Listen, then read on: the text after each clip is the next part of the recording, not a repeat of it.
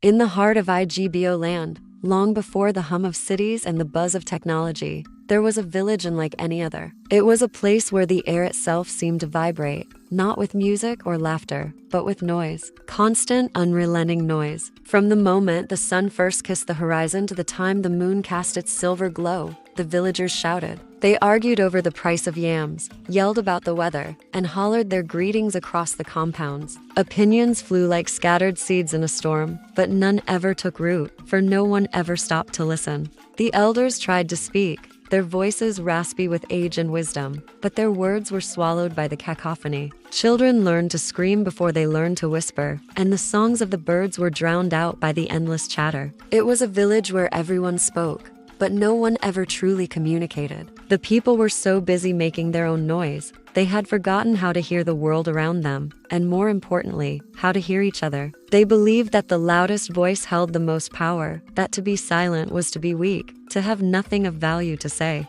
And so, the noise grew day by day, a tangled knot of sound that choked the very peace from the air. This was the world as they knew it, a world without a pause, without a breath of quiet. They had no idea that a single traveler was about to walk into their lives and show them a power far greater than the loudest shout, a wisdom hidden not in words, but in the space between them. A lesson was coming, carried on the gentle breeze, that would change their world forever. One afternoon, when the sun was at its fiercest and the arguments in the market were at their peak, a stranger walked into the village. His name was Daniel, a traveler whose reputation for wisdom had whispered its way through many lands, though he himself rarely spoke above a whisper. He didn't arrive with a grand announcement or a booming voice. Instead, his presence was like a cool, calm river flowing into a raging sea. He wore simple clothes, carried a wooden staff, and his eyes held a deep, serene stillness that seemed to absorb the chaos around him. The villagers, in their usual fashion, barely noticed him at first. A woman shouted at him,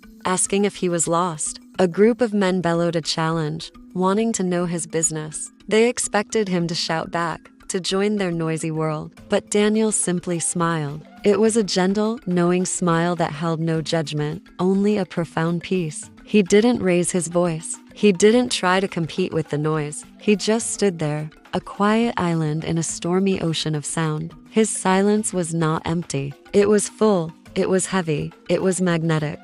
Slowly, curiously, the shouts nearest to him began to falter. People turned, their brows furrowed. Who was this man who did not fight to be heard? His calm was so out of place it was jarring, more attention grabbing than the loudest cry. One by one, like ripples spreading from a single, smooth stone dropped into a turbulent pond, a strange and unfamiliar quiet began to grow around him. The villagers didn't understand it, but they were drawn to it. For the first time in a very long time, they were intrigued not by a noise, but by its absence. Daniel had not said a single word, yet he had already begun to teach them his first, most important lesson. Daniel waited, his patient gaze moving from one curious face to another. When a small circle of relative quiet had formed around him, he finally spoke. His voice was not loud, but it was clear and carried a warmth that invited people closer. He simply said, "I have come to share a story with you, but it is a story that cannot be heard with the ears alone. It must be felt with the heart."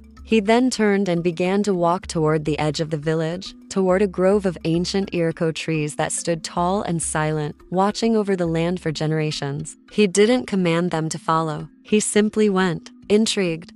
The villagers trailed behind him. The children, usually the loudest of all, walked with a newfound shyness, their eyes wide with wonder. The adults hushed each other, their usual arguments forgotten for the moment. The journey to the grove was the quietest the village had been in living memory. Once they were beneath the vast, leafy canopy of the trees, a natural cathedral of green, Daniel gestured for them to sit. The air here was different, cool, still, and sacred. He didn't begin a long speech. Instead, he simply invited them to do something they had never done before, to close their eyes and just listen, not to him, not to each other, but to the silence itself. "What do you hear?" he asked softly. At first, there was shuffling and nervous coughing. Nothing. Someone finally whispered, "It's just quiet." Daniel smiled. "Listen deeper," he urged. "The silence has a voice. Listen for the song of the wind as it whispers through the leaves. Can you hear its secrets?" Hesitantly, The villagers closed their eyes again. They strained to hear, their minds still buzzing with the habit of noise. But slowly, as they forced themselves to be still, a new world opened up. They began to hear it, a gentle rustle, a soft sigh, the ancient language of the trees. It was a sound that had always been there, but they had never been quiet enough to notice. Then Daniel spoke again, his voice a soft guide in their newfound quiet. "Now, place your hand upon the earth," he said. "Feel its strength. Listen not with your ears, but with your skin, with your bones. Can you feel its rhythm? The slow, steady heartbeat of the world that gives you life?" They did as he asked, pressing their palms against the cool soil. And for the first time, they felt it. A deep, subtle vibration, a steady, grounding pulse that flowed from the earth into their own bodies. It was the rhythm of planting and harvest, of life and rest. It was a wisdom that was solid, real, and undeniable. Their expressions began to change. The hard lines of constant argument on their faces started to soften. The tense set of their shoulders began to relax. A sense of wonder, of awe, crept into their hearts. They were discovering that the world was full of voices they had never heard, a symphony they had been shouting over for their entire lives. The wind, the earth, the rustling leaves, they all had stories to tell, lessons to teach. And these stories could only be received in the sacred space of silence. The children lay back on the grass, looking up at the shifting patterns of light through the leaves, a peaceful smile on their faces. The elders closed their eyes, and tears of profound understanding traced paths through the lines on their cheeks. Over the next few days, Daniel continued his gentle lessons. He taught them not with lectures, but with experiences. He would take them to the riverbank at dawn and have them listen to the water-ease journey over the stones. He had them sit in the fields at dusk and hear the hum of the insects settling in for the night.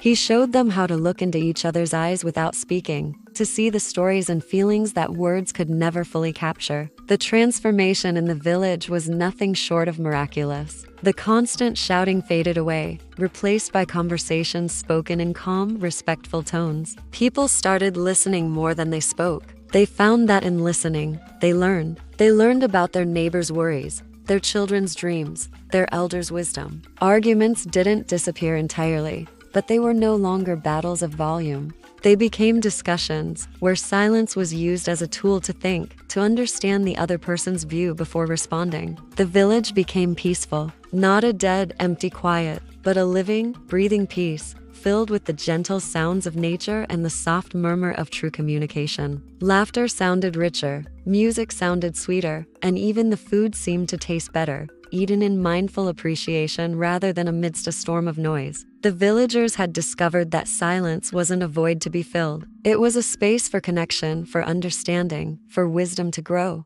When it was time for Daniel to leave, the entire village gathered to see him off. They didn't shout their goodbyes. Instead, they stood in a profound shared silence. It was a silence filled with gratitude, with respect, and with a deep, unspoken understanding that was more powerful than any words could ever be. Daniel smiled, gave a slight nod, and walked away, leaving behind not an echo of his voice, but the enduring gift of his silence. The village of IGBO had finally learned its greatest lesson, a truth they would carry in their hearts forever. That silence is not emptiness, it is a teacher, waiting patiently to be heard. Thank you for joining us on this journey. If this story resonated with you, please like, share, and subscribe for more tales of wisdom.